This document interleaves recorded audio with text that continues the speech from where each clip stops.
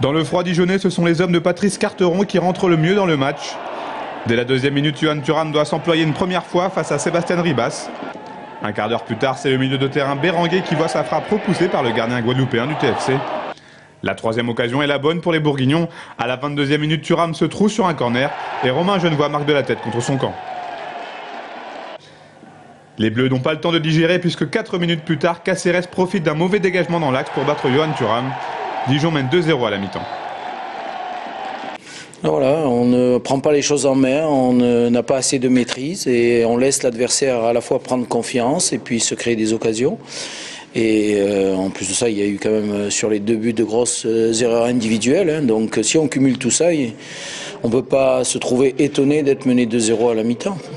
Inexistant durant les 45 premières minutes, les hommes de Daniel Sanchez reviennent sur le terrain avec un meilleur état d'esprit et vont revenir dans le match. À la 51e minute, Diego est bousculé dans la surface de réparation, pénalty pour le TFC. Julien Cardi ne tremble pas et prend pas de à contre-pied. Les Tourangeaux sont survoltés et 2 minutes plus tard, Diego encore lui dépose un coup franc sur la tête de Saïdi. Grâce à son défenseur central, Tours revient à 2 partout. On s'est remobilisé à la mi-temps parce que quoi qu'il arrive, il n'y avait rien eu en première, donc on ne pouvait pas faire pire. Maintenant, en deuxième mi-temps, voilà, on a joué 10 minutes et on a vu ce qu'on pouvait faire, qu'on a pu revenir au score. Je pensais que sur la lancée de l'égalisation, on allait pouvoir s'imposer encore un peu plus et on est tombé encore dans nos travers. Alors que l'on sentait le TFC prêt à passer devant, ce sont les Dijonnais qui vont reprendre l'avantage à la 64e minute.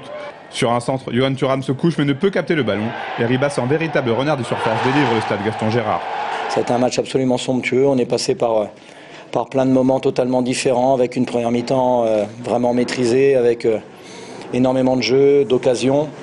Et puis en deuxième mi-temps, des ressources mentales, parce que c'est difficile de se faire rejoindre. Sous la neige qui tombe sans discontinuer, la fin de match est pénible pour les Tourangeaux. Thuram empêche un 4e but grâce à ce bel arrêt face à Ribas à la 72e minute. Une soirée paradoxale pour le gardien du TFC. 2 erreurs, une erreur d'appréciation et l'autre une petite faute de main, donc forcément oui, beaucoup de regrets. Et puis voilà, maintenant on va se remettre en question et on va continuer à bosser parce qu'il faut continuer à bosser tout simplement. Mais voilà, je suis pas mes responsabilités, je suis responsable sur les 2 buts et voilà. Mais on va continuer à bosser tout simplement. Après 2 défaites de suite en Ligue 2, les joueurs du TFC doivent vite repartir de l'avant pour continuer à croire en leur rêve de monter. Les 2 derniers matchs de l'année 2010 contre Nîmes et Angers seront déterminants.